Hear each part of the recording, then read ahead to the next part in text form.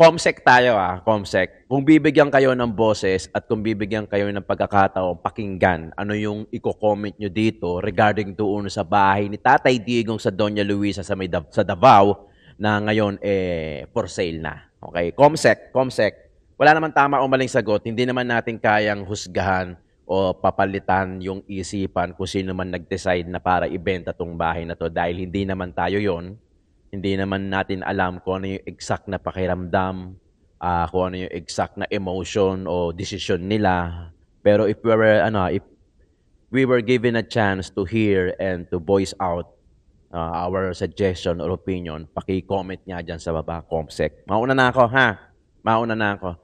Kung ako lang, ang tatanungin, halimbawa, pagkakataon, tanungin o pakinggan yung ating suggestion, mas maganda sana wag. Di ba? Wag. Kasi ang pera, madali naman maubos yan kahit gaano kadami yung pera mo ngayon. I'm sure hindi naman sila after sa pera. Pero sasabihin ko na din.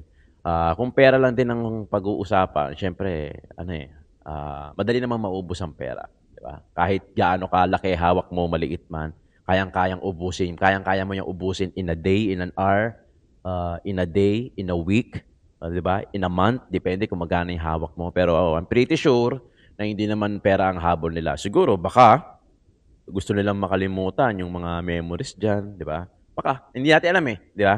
Hindi natin alam kung ano yung dahilan. Pero kung ako yung tatanungin, mas maganda wag sana. Siguro i-open na lang sa public. Tama nga yung sinabi ni BP Inday Sara, na i-open sa public para malaman kung saan kumakain si Tat. Parang ano ba? Parang yung one-stop na kailangan mo. Parang pagka pumunta ka ng Davao, ito yung mga dapat mo. Parang itinerary, no? Na ito yung mga dapat mong daanan. Yung bahay ni Tatay Digong, sana i-open, kung malaman kung saan kumakain si Tatay Digong, saan natutulog, parang ganon, no? Ang nakakalungkot lang, di ba nabanggit ko sa inyo na gustong-gusto kong pumunta diyan sa Davao para pumunta diyan sa bahay ni Tatay Digong, makapagpa-picture man lang gaya nung nakikita ko sa mga SOCMED na nagpapa-picture sila sa harap ng bahay ni Tatay Digong. Sana magawa ko din before mag-vanish, mawala yung itsura, magbago, kung gibain man yan, patayuan man yan, etc. Sana before that, makapunta ako ng Davao, makapagpa-picture man dyan sa tapat ng bahay ni Tatay Digong for once. Diba? Kasi we cannot predict the future. Only God knows kung ano talaga yung pwede mangyari in the near future o sa kinabukasan. Days are numbered. Ika nga, days are numbered. Hindi natin alam kung buhay pa si Tatay Digong o makakauwi pa si Tatay Digong o ikaw mismo buhay pa, may pagkakataon. Kaya nga, ang pera temporary lang di ba? Temporary lang, kaya mo ubusin. Kahit nga hindi pa dumadapo sa palad mo I mean, pagpasok sa ATM mo, bayad utang, pang, hindi pa dumadaan sa palad mo, ubus na. Or, papadaanin lang sa palad mo, then ubus na. Mga kayon, I hope na makapag-subscribe kayo dito sa When Tito Talks. Itong podcast natin dito sa When Tito Talks. It talks about anything under the sun. Kwentuhan. No?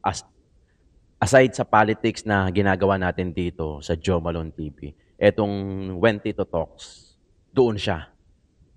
Malalagyan natin yan. Papakita ko sa inyo yung update doon sa studio na pinapa-renovate ko para mas secure, mas sound. Gusto ko nakatayo kasi ako Nakatayo, maganda. Meron akong itutur ko kayo sa office ko. Doon yan sa When Tito Talks. Etong Joe Malone TV, podcast din to, politics, local man o national. Dito na magpo-focus yan. Gusto ko ganito Gusto ko ganito. Gusto ko kasi kwentuhan tayo. Ayoko kasi yung nood lang kayo, pak, tapos okay na. Ayoko yung ganun. Parang walang connection Walang connection between me and you. Hindi gaya ng podcast, merong connection na pwede kayong mag-comment, pwede tayong mag-usap, nagkukwento lang ako, parang ganun. Ganun ang gusto ko. Ito yung ito yung comfort space ko, actually, podcast. When Tito Talk, sana paki-subscribe. Kakargahan natin ng video yan, promise. Medyo marami lang ako inaayos ngayon. Tito Jom, para sa mga street food vlog natin, kung mahilig ka sa pare, sizzling, bulaluhan, at kung ano-ano pa, dyan yung mapupuntahan. Okay, eto na. House and lot for sale dito sa Davao, yung bahay ni Tatay Digong. Ano kaya ang magiging reaction nyo? Paki-comment naman dyan sa baba. By the way, at Kaka-post lang yan, kahapon ata. So marami nang naglabasa ng mga reaction. Like, gusto ko naman makita, mabasa yung reaction ng viewers ko dito sa Joe Malone TV. Okay, pakinggan natin, Senator Peter Alan Kasi Cayetano. yung fear nung iba, ngayon pa lang no, nababatikos yung possibility daw na ma-dismiss yung impeachment since yung sinasabi ng defense na remand, na balik, wala na articles of impeachment to answer. Dalawa ang pinag-uusapan. What can be done and what should be done. Yes. Magkaiba yon. So ang sinasabi ni SP can be dismissed. That's the reality, di ba? That the Senate acts through its members and majority wins. Hindi naman pwedeng minority wins. Anong limitation doon? We cannot do anything unconstitutional kasi pag yan ay may grave abuse of discretion amounting to lack or nawalan ng jurisdiction, no? Pwedeng baliktarin yung desisyon namin ng Supreme Court. But of course, pagdating sa impeachment, grabe ang leeway kasi talagang ang Senate ang impeachment trial. Now, just because you can, it doesn't mean you should. Diba? So kung diabetic ka, just because you can eat leche flan, ube, cakes, it doesn't mean you should. So we really have to take a deep breath and think what's best for the country. And that's precisely why we agreed and I moved na yung suggestion ni Senator Bongo ay yun ang gawin, which is ibalik muna, whether we call it remand, return, or ibalik muna sa House, because ang magiging botohan sana nung araw na yon ay to dismiss. And kung na-dismiss during that time, what would be next? De pagdating nung bagong 12 senador, back to zero kami. But ngayon na ibinalik, so one, mahihimay natin yung issue that did they or did they not violate the Constitution in terms of one impeachment lang in a year, di ba? Secondly, obvious naman yung di ba? Pagka nag-appoint sila ng bagong prosecutor at dumating sila, interesado pa sila. Yes. Kung hindi sila dumating sa korte, hindi na sila interesado. Pero hindi mo pwedeng sabihin yan from the 19th Congress, sa 20th Congress. And then ganun din, hindi pa natin masabi kung ano ang magiging botohan ng 24 kasi may 12 kang bago. So right now, ang lahat ng lumalabas ay yung mga individual opinions. But yun nga, may I caution, lalo yung mga law professors, mga legal luminaries natin, wag natin lituhin ang tao sa what we can and what we should. Sir, can you assure the public na maipapalatag mo yung ebidensya? Kasi yung fear ngayon, sir, is that baka mangyari na pagka-convene, ma-dismiss agad. Kasi it's something na option ng defense, sir, di ba? Pwede lang ilatag and then you will vote. And then, ang thinking kasi, sir, possible na pag nagkaroon ng majority vote, ma-dismiss agad. Or can you assure us na dun nga kasi because of yung what we should, nalito nung ibang legal luminaries ang publiko na ang uunahin ay yung ebidensya. Ang uunahin mo parati ay jurisdiction. Ano ba ang basihan ni Senator Bato nung sinabi niyang i-dismiss? Kasi daw unconstitutional kasi more than one impeachment filed in a year. So kahit saan korte, bago mo ipalatag yung ebidensya, titignan mo muna may jurisdiction ba yung korte na yan o hindi. So I can only assure the public na aabot tayo sa ebidensya if the whole impeachment court says na wala tong fatal constitutional defect that takes out jurisdiction from the court.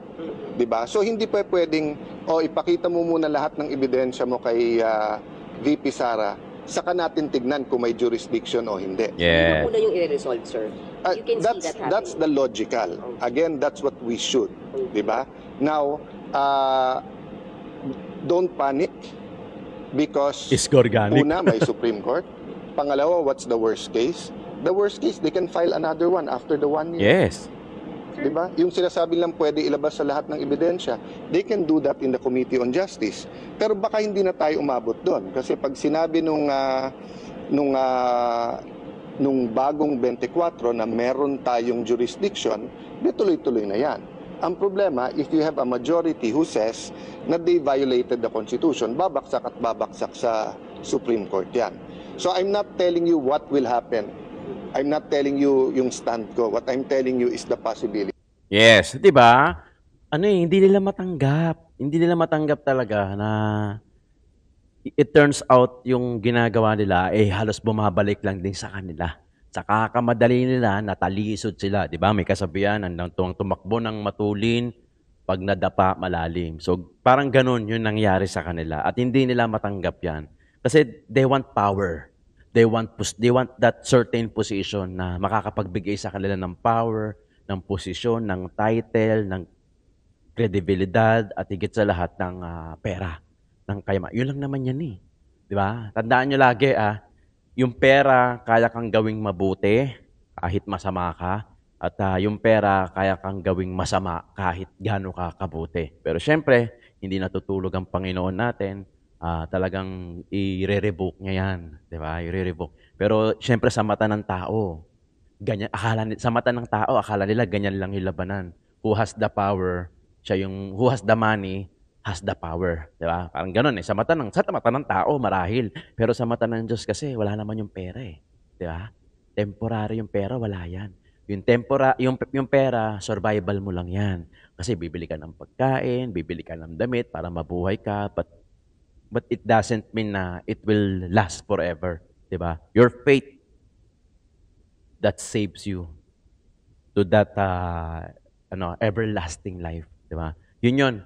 Yun talaga 'yon. Pero syempre, politika 'di ba? Syempre sa politika, bihira lang naman kumbaga, political views lagi ang tinitignan nila diyan, hindi yung views ni God yung gano'n, 'di ba? Syempre trabaho 'yan ng trabaho, akala nila kapangyarihan talaga nila yung ginagawa nila, 'di ba? What they don't know na darating yung gaya ng sinabi ni Tatay Digong, darating yung isang araw, magugulat ka na lang. Hindi man sa'yo dumating yung karma sa anak mo, sa kamag-anak mo, o sa kakilala mo na malapit sa'yo, 'di ba? Dun ka titirahin ng karma, 'di ba? At doon mo mararamdaman at marirealize na wala ito. Wala ito. 'Di ba, mga kayon? Next video natin, Harry Roque. Bago muna kayo, yan po ang official government response doon sa putukan sa Middle East at mga kababayan Pilipino. Talagang umarap na kayo na pagtataguan dahil hanggang dyan lang ang magiging tulong ng Marcos Jr. administration. Pasensya na kayo, hindi kayo magbibigyan ng lugar ng pagtataguan, pero merong moral support para kayo'y magtago. Maiba naman tayo. Anong pangalan to? Alias Rene. O ano ngayon, nasakba kayo na itong si alias Rene, binayaran pala para makaladkad sa kaso si Pastor Kibuloy at makaladkad itong si Inday Sara Duterte at saka si Tatay Digong. Ako hindi ako nagtataka at hindi ako nagugulat. Kasi alam nyo, nung ako mismo ay umapir dyan sa komite ni Ontiveros, ang dami niyang invento. Yung kwento niya talaga, involved ka sa Pogo. Hindi siya nakikinig na ang aking involvement, ejectment case at ang aking kliyente ay umuupa lamang doon sa lupa at nagpapaupa ng premises doon sa Pogo, no? At talagang sinasabi niya pinagpipilitan, engage yan sa Pogo. At ang tanong ko nga doon, sabihin natin engage sa Pogo, panahon na yon, legal. Ano naman pakailan mo dyan? Legal naman yung mga panahon na yon. Ngayon lang naman nag-illegal yan, itong taon na ito.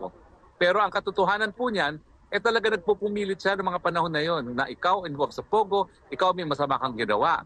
Wala naman siya mapakitang masama kong ginawa. At ang pruweba lang na sinasabi niya na ako involved sa Pogo ay yung isang papel na wala naman lubagda, isang papel naman na walang maamin kung sino gumawa na nagpapakita na ako illegal. Ulitin ko po, sabihin na natin totoo yan at hindi naman totoo yan. Wala pong masama para maging isang abogado ng kahit anong korporasyon. Dahil ang trabaho ng abogado ay siguraduhin nga yung mga kliyente nila ay sumusunod sa batas. Pero ito po, tignan nyo naman po, non-bailable din ang sinampa kay Pastor Kibuloy. Milyones ang ginastos para magtanim ebidensya laban kay Kibuloy. Hindi ko po alam kung gagawin nila yan sa akin din, ha? Pero sa piskalya po, wala silang napresentang kahit anong testigo na nagsabi na nag-recruit ako at pinagsamantalahan ang kanilang gawain. No? So hindi ko po alam kung magbabayad din itong si Ontiveros ng 500,000 para sa testigo para madawit din ako at sabihin na ako nag-recruit sa kanila. No? Pero nakakataas balahibo po, nakakadiri, nakakagalit na isang senador ng bayan gagamit talaga ng ganitong mga taktika para madiin ang mga kalaban sa politika. And how dare you use the Senate of the Republic of the Philippines, no, para maging ano tawag dyan, para maging instrumento na gipitin ng mga kalaban ng administrasyon. At ang isa pang nakakasuka, yung talagang lantaran ng sabuatan ng mga dilawan, ng mga loyalista at CPP, NPA, no? Tingin nyo ba, miski kayo'y magsabuatan na yan, makukuha yung suporta ng taong bayan? Yes. Nagsabuatan No. na nga kayo. Ang latest survey, nangunguna pa rin, 33%. Si Inday Sara, kung magkaka-eleksyon na yun, siya maging presidente. At ang pinakamalapit na kanyang katunggali ay 15%, kalahati lamang. Yung tulpo nga, wala na no? Naglao na parang bula, no? So ibig sabihin yan, magsama-sama man kayo, wala pa rin mangyayari sa inyo dahil alam ng taong bayan na ikaw, virus, nakakadiri ka kasi kahit madali ka magmalinis. Hanggang ngayon, di mo naman sinasabi bakit bigla ka nanalo nung ikaw ay naging director ng PhilHealth at ang katutak na advertisement ang ginamit ng PhilHealth sa mga panahon na yon. Huwag mo sabihin di mo ginamit talaga ang pera ng PhilHealth para ikay manalo sa eleksyon na yon, ha? Ay, nako. Tapos, ang nakakabuhisit talaga dito sa mga dilawan, akala mo kung sino na sila lang yung malinis. Pero, ang dami naman nilang putik sa mga mukha. O kita mo itong gawain to. Gawain ba ng matinong tao yan na magtatanim ebidensya, tanim testigo, para lang magipit ang isang tao na walang kasalanan? O tapos akala mo kung sinong kami lang ang malinis sa bayan nito, kami lang ang dapat maglingkod. Kaya na-turn off ang taong bayan sa inyo. Yes. Bakit pa sumikat si Tatay Digong? Kasi walang kaplastikan. Inaamin niya tao siya. Inaamin niya hindi siya perpekto. Meron siyang mga kahinaan. Ano ngayon? Basta nagmamahal siya sa bayan. Hindi gaya niyo na talagang kami lang ang malinis, kami lang ang magaling, kami lang ang pwedeng mamuno. Ayan, nakakasuka ka. At itong nangyari na ito na meron ng lumantad, nagpapatunay na wala kang karapatan maglingkod. Kaya nga nananawagan ako, no, kinakailangan mag-file ng ethics complaint dyan kay antivirus na yan. Ang sa ganun, masipa na siya sa Senado. Walang karapatan ang kahit sinong nagtatanim kaso, Yes. nagtatanim ebidensya, nagtatanim testigo na manatili sa Senado. Dahil ang Senado in the first place, nagagawa ng batas. No? Pangalawa, yung mga investigasyon na dapat ginagawa niya in aid of legislation at hindi dapat nagtatanim ebidensya laban sa mga kalaban sa politika. Yes. Again po lilinawin ko, ay yung mga dilawan as exemplified by Risa Ontiveros, sinusuka kayo kasi kayo mapagpanggap, nagmamalinis, pero nakakadiri naman kayo. At yan ang pruweba talaga. How dare you? Imagine everything is sworn statement, everything is on the basis of good faith na nagsasabi ng totoo, tapos gagastos ka ng milyon-milyon, nabuti sana kung galing sa'yo. Galing din sa gobyerno yan. Just for santo naman. Kaya naman ang lalaki ng mga budget nyo dyan sa Senado, ginagamit nyo pala sa tanim ebidensya at tanim testigo. No? So yan po ang aking panawagan. Wag po tayong tumigil hanggang ma-expel sa Senado itong antivirus neto dahil ang Riza Tanas antivirus, yung mga nagtatanim ebidensya, mga nagbabayad to bear false testimony. Alam nyo ba, nasa Biblia yan, bawal. Diba? Isa yan sa kautusan. Do not bear false witness against your neighbors. Pero sila, pasanta-santa, pagudi-gudi, yung pala, ang iitim ng mga budhi. Santong diba? kabayo. Ano ngayon masasabi nyo? Diba, nakakasuka naman talaga kayo? So, wag po tayong tumigil. Isigaw natin, sipain, palabas ng Senado yung antivirus na yan. Ang Risa Tanas, antivirus, walang lugar sa Senado. At kung siya ay nag-aambisyon para sa mas mataas na opisina, ay naku po, dream on. Dahil hindi na makakalimutan ng taong bayan ito na ikaw, binaboy mo ang proseso ng Senado. No? Gaya ng binaboy mo ang proseso, nung pilit mo kung dinadawit, na wala ka namang ebidensya sa kahit anong krimen. Wala ka naman napatunayan doon. Ginagawa mo na naman, binabasa mo yung script ng COS mo, maski di mo naiintindihan. COS, O, diba? Chief of Staff. Sige, tanggalin nyo ng papel yan. Tignan natin kung may masasabi yung antivirus na yan, yung Risa Tanas na yan. Tanggalan nyo ng babasahin yan. Tignan natin kung may masasabi yan sa Senado. Sige, oo nga. Buti sana kung magaling yung scriptwriter mo. Hindi naman magaling yun. Kilala ko. Nag-estudyante namin yan sa UP. Kaya nga mediocre ka. Kasi mediocre din yung COS. Hoy, at saka COS taga-Yupilo ka pa naman. Pero kung totoong paratang na ikaw ay naging instrumento para sa false testimony, naku, mangalabot ka. Si antivirus, hindi madidispar. Ikaw, pwede ka madispar dyan. Under oath. Si alias Rene, under oath yan. Although, alam na niya na nagsinungaling na siya, pero ngayon at least tinutuwid niya ang pagkakamali niya na pumayag siya na magsinungaling para sa'yo. Risa Tanas Ontivirus. Diba? Ay naku mga taong bayan, mga kababayan, hanggang kailan ba tayo magpapabola sa mga santo santita? Kami lang ang tama, kami lang ang magaling. Mga walang yan naman pala talaga at maitim ang buti. Diba? Kakagalit, dapat na talaga magalit tayo. Anyway, masyadong mataas ang high blood ko. Kaya titigil na ako ngayon. Okay. Medyo maikli tayo. Pero sapat na po na nawakwakan ko ang Risa Tanas Ontivirus. Kadiri ka talaga. Bye. Di ba mga kayon? Actually, ganito lang yan. Madali, na tayo? Let's be honest. Hindi naman tayo bata. Mas madali natin makita kung sino yung mga nagsasanto-santuhan. I mean, tinan mo si Tatay Digong, nagmumura. Hindi ko naman sinabing magmura or hindi ko naman sinabing yung pagmumura is good. Actually, ang pinaka-the best, gaya ng ginagawa ni Yorme Isko Moreno, yung talagang nagpapakatotoo lang siya. Yung ganong klaseng expression, yung ganong klaseng, alam mo yun, yung ganong klaseng pagkatao, yung ganong klaseng pagpapahayag sa public, yung maging totoo ka lang, hindi mo na kailangan magpanggap, hindi mo na kailangan pang itaas yung sarili mo, papaniwalaan ka ng tao eh. Yung tao mismo ang bibilib sa'yo. At yung tao mismo ang makakakita. Look, kung ano yung ginagawa ni Tatay Digong, nagpapakatotoo siya. Tingnan mo naman kung ano yung ginagawa ng tao sa kanya. Tingnan mo naman yung ginagawa ni Senator Risa. Hindi ko sinasabing hindi ko sinabing nagkikipagplastikan siya. Ang problema lang kasi, nasabi ko na. Kaya tingnan mo na lang yung reaction ng tao sa bawat sinasabi niya. Diba? Tao mismo ang makakakita. Kaya talagang wala kang escape dyan. Pag nakita ng tao, ay nakikipagplastika lang. Alam niyo yun, di ba? Meron tayong mga sitwasyon o mga tao, artista man, o kapitbahay nyo man, o kamag-anak nyo man na halatang-halata nyo nakikipagplastikan lang. Di ba? May ganun. Totoo yan. Tayo mismo nahahalata natin. Kasi nag-i-evolve din yung nag-i-evolve din yung kung paano natin tignan yung tao. Diba? Through their languages, through their body gesture, diba? Kung paano siya magsalita. Na-observe natin yan. Diba? O, yung next video natin, Miss Joey. This administration had been cooperating with the ICC since nung pinayagan nila na pumunta yung mga investigators dito sa Pilipinas. Basta tapos na lahat ng ating pag-uusap sa ICC, we will not cooperate with them in any way, shape, or form. Hindi kami makikikooperate sa ICC. Pagkatapos, nung June 25, naglabas sila ng statement, they confirmed cooperation with ICC and they offered to fly drug war witnesses to The Hague. I think it's very important that everyone should be clarified. Yung sinasabi kasi ang mga kabubuhang pinapakain sa atin ng Bongbong Marcos administration at lalong-lalo na ni Auntie Claire, na sabi ni Inday ay kulang sa brain cells.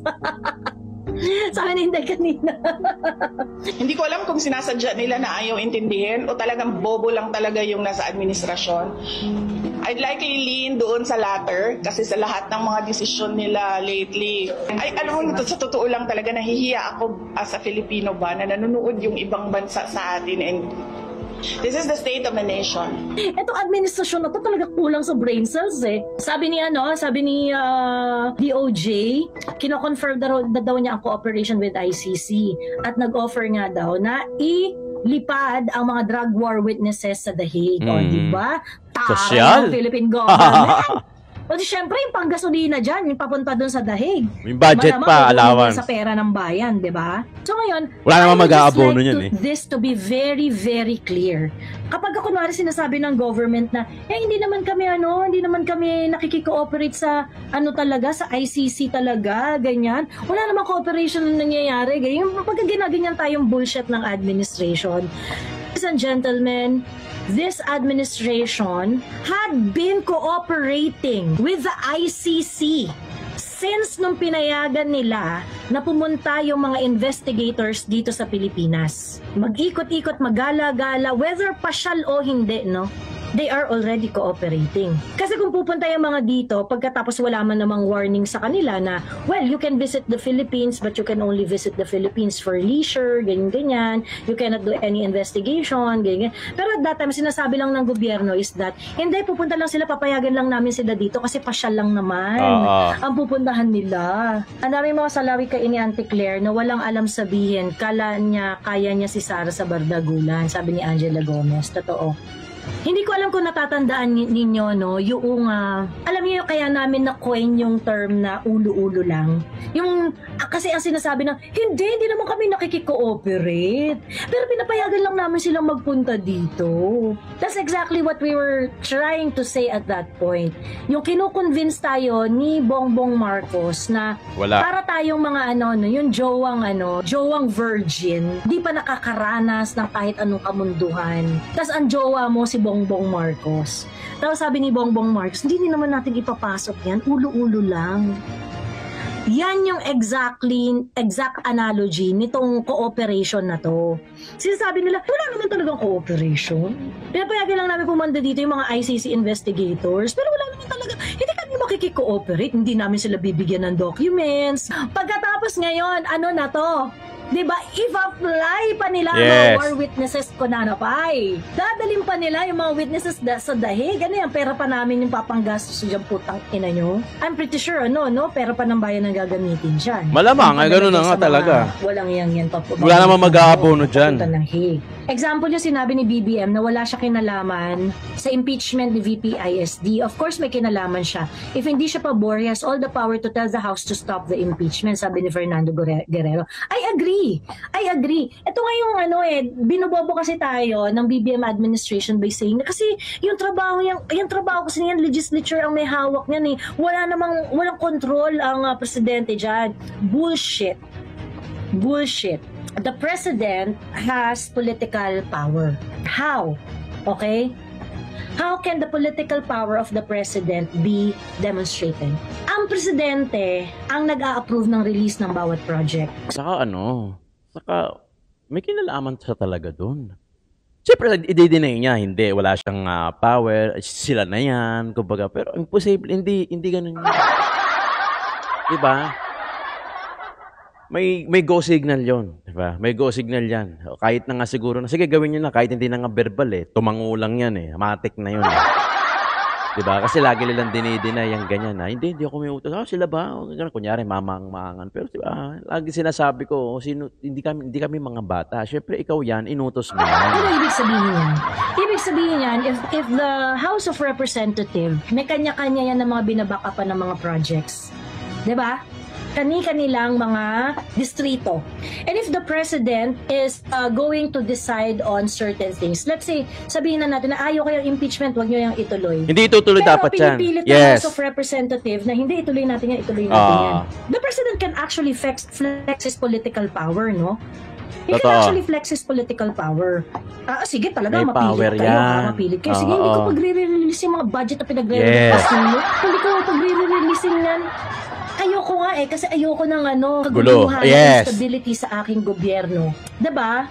So that is something that BBM can do. He has the power. Kasi nitong gobyernong ito, sa tulong ni Attorney Claire Castro, ay binobobo niya ang audience. Ginagawa niyang blame president si BBM by making it appear na parang wala siyang kapangyarihan. And this is a sign of an incompetent leader. You do not know your political power, Bongbong Marcos. Ano yan? Tanga mo Ano yan?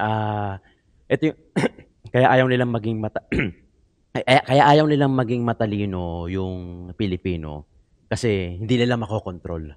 The more na ginagawa nilang mangmang yung mga tao, especially yung mga nasa provinces. I'm not saying na we are more knowledgeable than sa mga provinces. I mean, buti nga ngayon, abot na ng mga internet paano pa yun noon? Na talagang hindi abot ng internet, na talagang mangmang yung tao, di ba? Na hindi nila alam na, ay puta, ganito na pala nangyayari. Di ba? Binubulag. Kaya they want us to become more innocent, mangmang, so they can manipulated us, di ba? Na kaya nila tayong hawakan, na kaya nilang isang pangako lang na, yung sobrang gasgas na pangako na pagka nanalo ako, hindi ko kayo kakalimutan. Pero wala naman natupad sa ganun, di ba? Kaya nga ang laking siguro naging disadvantage din sa kanila yung pagkakaroon natin ng advanced technology gaya ng mga internet, gaya ng mga ganitong klaseng political blogger na nai-explain, na-expose yung mga estratehiya nilang bulok na kung paano sila bumili ng boto, kung paano nila gawing mangmang. Bakit hindi ba tumataas yung education natin na kailangan mo pa mag-enroll sa Lasal, sa Ateneo, sa mga mamahalin na eskwelahan para lang magkaroon ng quality education? 'Di ba? Paano kung wala kang pera pang-enroll? Yung anak mo hindi mo kayang pang-enroll sa mga matataas, sa mga dekalidad talaga na eskwelahan. Di konti lang yung ano niyan, konti lang yung ma-absorb niyan. 'Di ba hangga't bata yung utak, parang ang utak kasi parang sponge eh. So, the more na mas bata, bago yung sponge, talagang mag-a-absorb yan ng water, mag-a-absorb yan ng knowledge. Pero pagka nagkakaedad ka na, nagiging makalimutin ka na, nababawasan ka na kasi hindi na kaya mag-absorb. Ganun din sa bata, 'di ba? Ang problema kasi ginagawa tayong mangmang. So pag ginawa tayong mangmang so they can manipulated us, wala na. So mangmang na tayo, 'di ba? Buti na nga merong advanced technology at yung mga political blogger na dekalidad na naipaparating sa mga probinsya yung dapat nailalatag din. Nailalatag din natin na ito yung ginagawa ng current administrasyon natin. Ganito na, yung mga ayuda, yung mga vote buying, naka-disguise na as ayuda. Kunyari, bibili, gaganyan, biriin mo, yung mga tupad, AIX, MAIX, ano pa ba, lahat ng mga klase ng ayuda, ibinibigay na. Saan galing yung pera? Taxes ng bayan na dapat sa infrastructure, sa place, sa petching, sa lintik na PhilHealth na yan, lintik na mga DPWH na yan para hindi tayo bahain, saan na napupunta? Diba? Ang tanong ng bayan, asan na yung mga taxes? Wala na. Hanggat merong makasariling isang politiko, 2, 3, sandamakmang kayo dyan, na kukunin yung budget, hindi ibibigay sa taong bayan, doon napapasok yung korupsyon at doon napapasok na maghihirap ang Pilipino. Anong solusyon ng bawat Pilipino? Mag-abroad. Nagtatrabaho sa ibang bansa, magpapaalipin para matugunan lang yung pangangailangan ng pamilya nila rito sa Pilipinas. Kasamaang palad pa niyan, pagka medyo sinamipalad, makakapatay sa ibang bansa, makukulong o wala na.